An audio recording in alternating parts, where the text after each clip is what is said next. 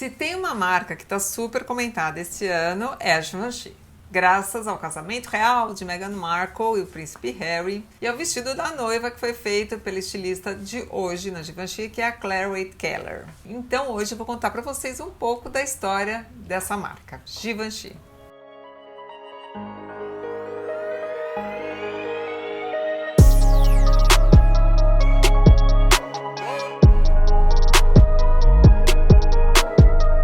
A Givenchy foi criada em 1952 pelo Hubert James Marcel Taffin de Givenchy. Apenas esse nome de nobre, sim, nome de nobre. A família dele era muito culta e muito ligada ao mundo das artes.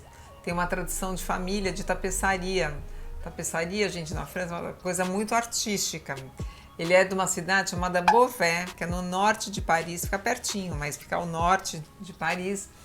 E os avós e bisavós já faziam tapeçaria, então ele sempre foi muito ligado à arte.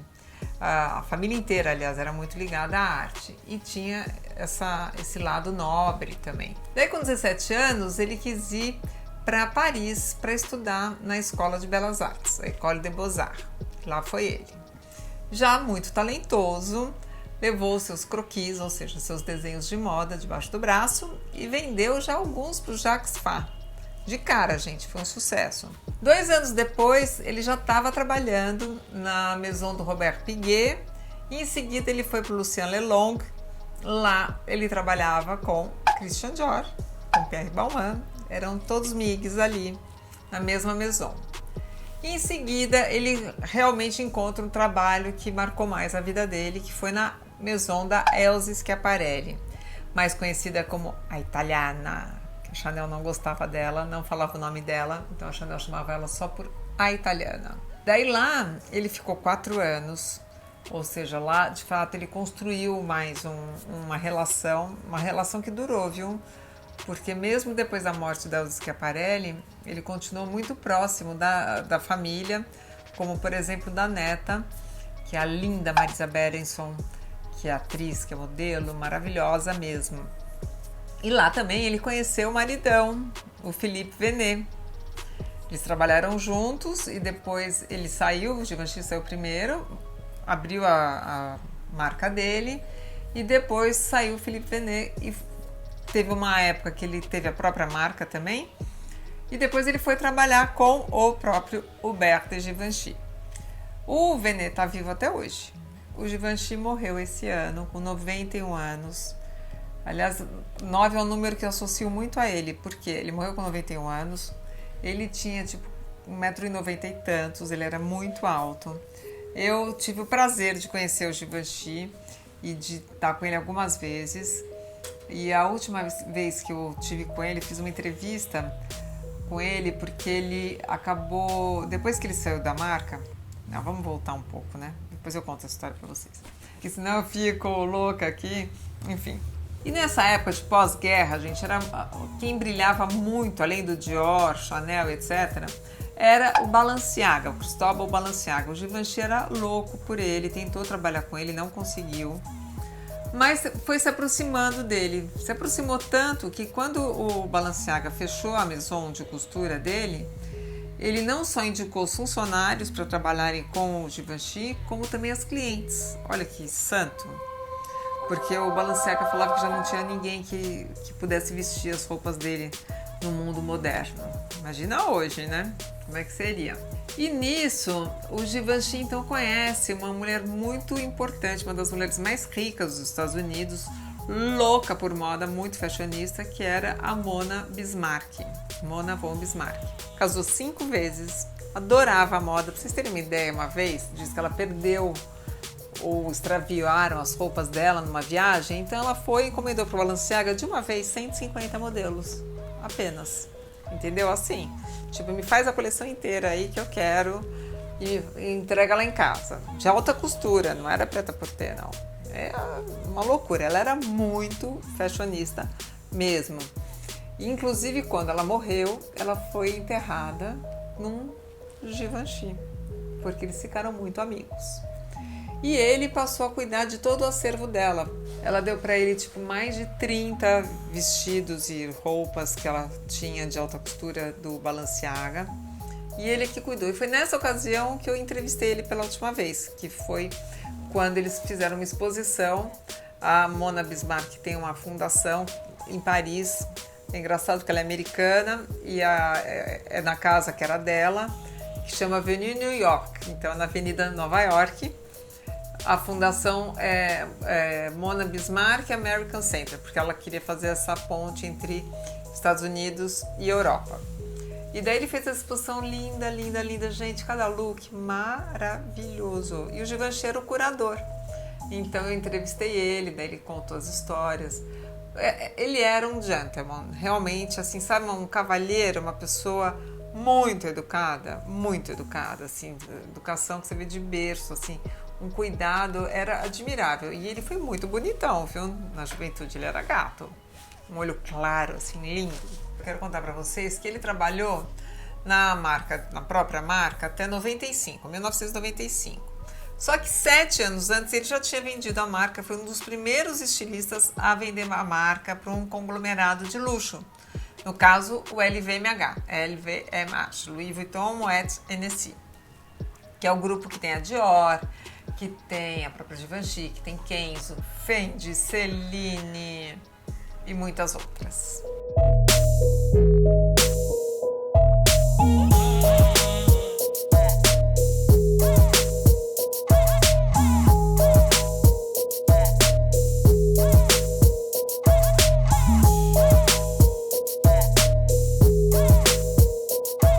Mas vamos contar como que o Givenchy começou, afinal, né? Ele era muito moderno para a época, porque um dos conceitos que ele lançou era a roupa coordenada. A primeira coleção dele chamava Separates, ou seja, você comprava uma blusa, uma saia separado e você combinava. Isso é incrível, né? Mas isso era muito novo.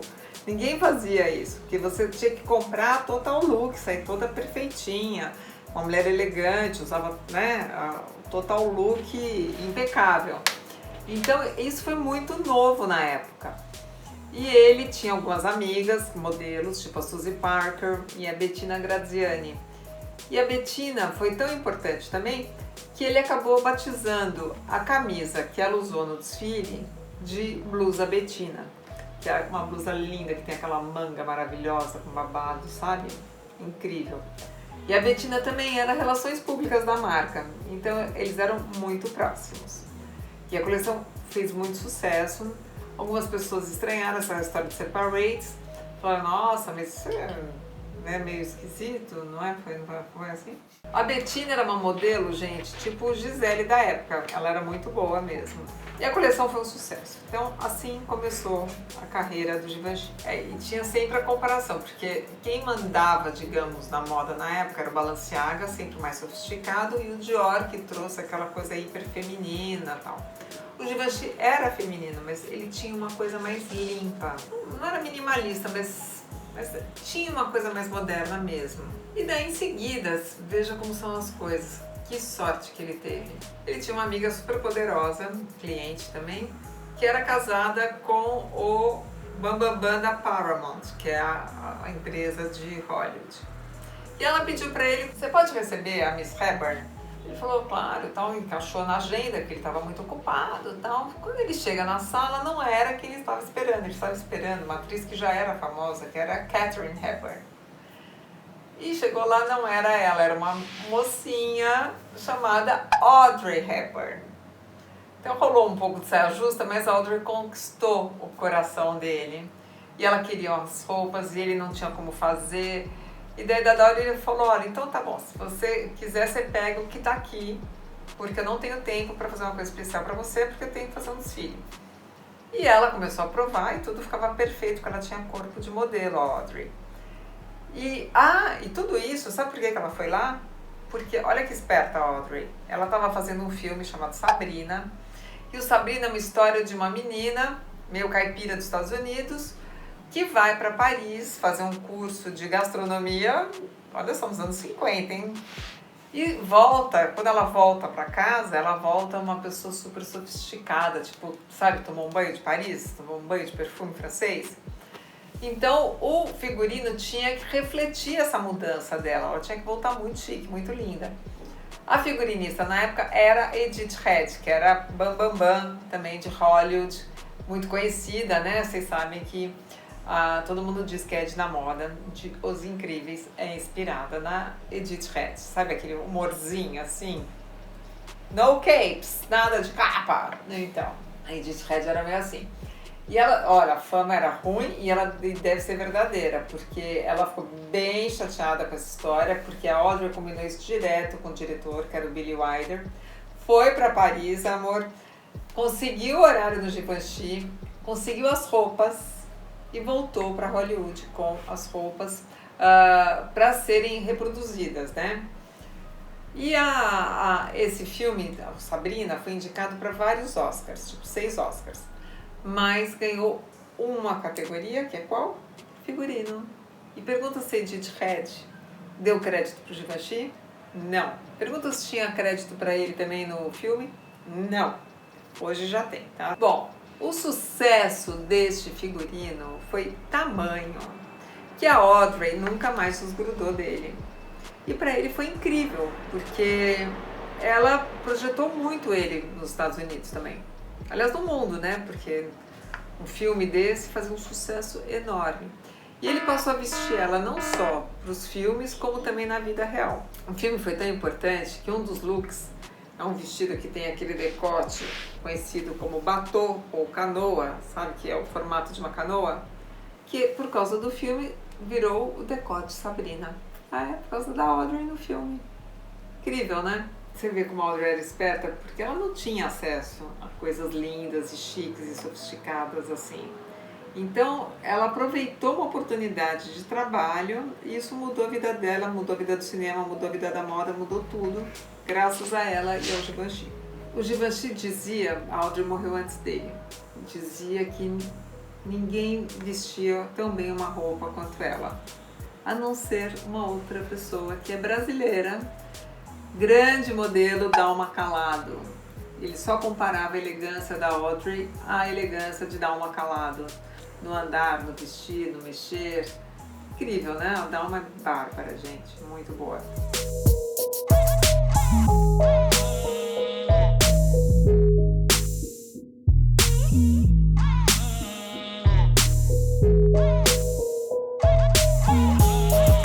Outra pessoa que foi importantíssima na vida dele foi a Jacqueline Bouvier, que veio a ser a primeira dama dos Estados Unidos, a Jacqueline Kennedy, e depois, quando ela ficou viúva, veio a ser a mulher do Aristóteles Onassis, um dos homens mais ricos do mundo. Então ela ficou Jacqueline Kennedy, ou Jacqueline Onassis, ou Jacqueline Kennedy Onassis. Ela também quis que ele desse um banho de loja, digamos, no guarda-roupa dela.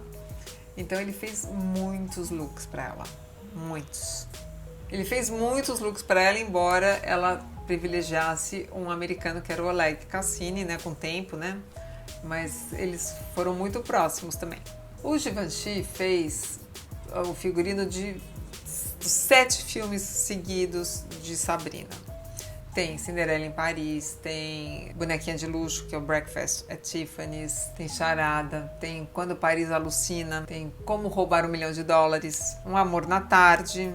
Cinderela em Paris é um filme também que tem uma coisa fashionista, porque o par da Audrey é o Fred Astaire, e ele é um fotógrafo, e eles fazem um editorial, vão fotografar um editorial, então tem essa cena, então looks maravilhosos, todos os looks são do Givenchy, é incrível, gente, vale a pena.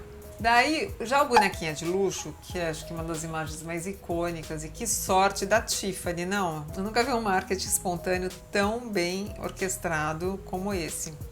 Porque o título original é Breakfast at Tiffany's, que o filme abre de cara com a Audrey saindo de um táxi, num longo preto, lindo, com decote atrás, que é a coisa mais linda, um colar de pérolas que está jogado assim para trás, ela com aquele óculos escuro, o cabelo preso, e ela fica ali, tipo, sabe, o dia acabou de nascer, você saiu de uma balada, e ela fica olhando para a vitrine da Tiffany's, essa grande joalheria que tem em Nova York, clássica, né, da caixinha azul. E aquilo, ao longo do filme inteiro, ela fala como a Tiffany's traz alegria para ela. Os looks todos são dele. E no Bonequinha de Luxo, ao contrário de Sabrina, Ela começa muito luxuosa e termina mais simplesinha. É o contrário. Ai, gente, no filme tem um brasileiro, truqueiro, meio mafioso, que é o José da Silva Pereira. Que também ela quase casa com ele, mas meio que ele engana ela, porque ele tem família no Brasil.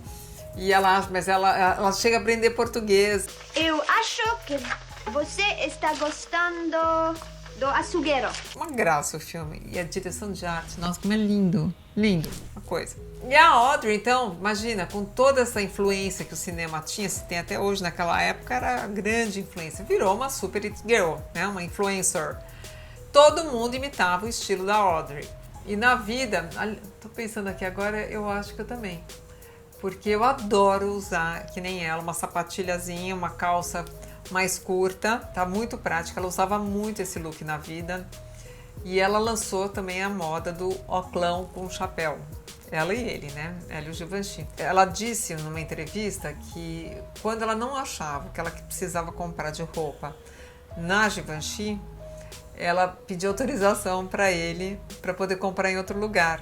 Ou ela ligava para ele, ou ele ia com ela fazer as compras, ou ela ligava e falava: olha, não achei tal coisa, então eu tive que ir no Valentino comprar. Tudo bem, sabe? Era uma relação de muita fidelidade, porque ele acabou sendo muito legal com ela no começo da carreira. Então, embora a Chanel tenha criado o tal do pretinho básico, acho que o pretinho básico mais famoso da história, pelo menos do cinema, é o da Audrey em Bonequinha de Luxo, criado pelo Givenchy. Outro look importante do filme é aquela camisa de smoking que ela usa meio que de pijama, que tem a ver com o vestido chemise que ele já tinha criado também. Também era meio revolucionário, você colocar uma camisa masculina numa mulher. E ele criou daí o vestido chemise. E daí, numa época que os departamentos de marketing não eram tão estruturados como hoje, ele lançou o primeiro perfume dele, que chama L'Interdit, que é o proibido. E achou que tinha tudo a ver com ela. Então a Audrey foi a garota propaganda do perfume. Sem ganhar nada, gente. Nunca ganhou nada por isso. Imagina hoje que contrato milionário que ela ia ter. Incrível. Era uma relação totalmente diferente da relação de hoje das marcas com as suas musas, ou com as suas contratadas, ou com as suas clientes. Era outra época. Os dois pretendentes dela eram os atores William Holden e o Humphrey Bogart. Um grande ator, né? A gente conhece muito por Casablanca e outros clássicos do cinema. Mas o Humphrey estava muito chateado porque ele foi a segunda escolha para o papel. O primeiro era o Cary Grant. E ele soube disso e achava a Audrey uma menina sem talento. Bom, ele azedésimo nas gravações, falava que para ela gravar uma linha de fala tinha que fazer 12 takes. Bom, metia o pau. Mas William Holden, quando ela se transforma naquela francesa, naquela americana chiquérrima que voltou de Paris, ficou muito apaixonado por ela. William Holden bebia nas gravações, só dava barraco, mas ele ficou apaixonadíssimo por ela. E ele era casado, foram amantes por muitos anos, e ele queria se separar da mulher quando ela soube que ele tinha vasectomia, não poderia ter filhos, então ela declinou. Em seguida ela conhece o maridão, que é o Mel Ferrer, com quem ela casou, teve filhos, inclusive a neta dela é a Emma Ferrer, que teve aqui no Brasil. Lembra, gente? Tem no site. A Emma é uma graça, eu conheci ela em Nova York. Ela ficou muito amiga de um brasileiro, que é o Jova Rodrigues. Não tem nada a ver com a avó, nada. Assim, é outro tipo físico, outra vibe, mas é uma graça de menina. Ah, vocês não sabem, o Givenchy foi até no batizado da Emma, na Suíça. O batizado da Emma foi na mesma igreja que a Audrey Hepburn casou. E daí, quando ela foi batizada, a Audrey nem estava mais viva, ele foi lá, porque ele também era muito amigo da família. Ele era família, né? Você viu como ele vai criando relações assim, boas, né, ao longo da vida? Isso é legal. A gente se animou muito aqui com o Givenchy, acabou dando muito mais do que 70, então vamos fazer uma parte 2? Vamos, produção? Se vocês gostaram, por favor, então comenta, curte, compartilhe e se inscreve aqui no canal. Edição, corta!